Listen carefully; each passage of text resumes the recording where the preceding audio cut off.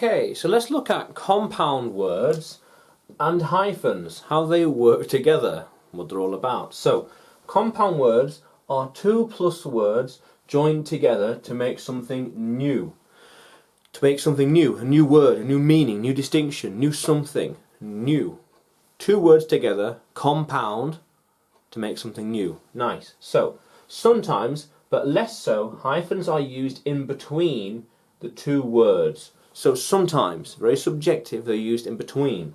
So website, okay, web and site, okay, spider's web, construction site, website.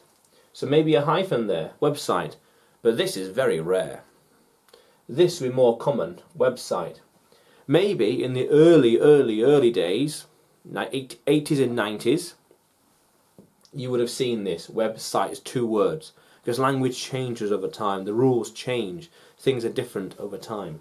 And then we have air raid, air raid, air raid, air raid.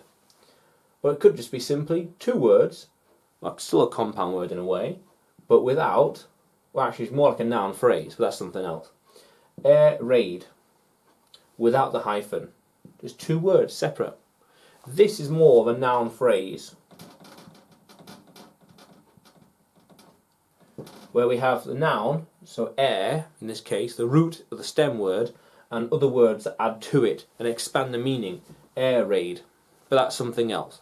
So here's the compound word, air raid, website. So sometimes there would be no hyphen, well, yeah, sometimes no hyphen again, or two separate words as well. So it depends sometimes. But also, the hyphen is also used to form the verb form of a compound word.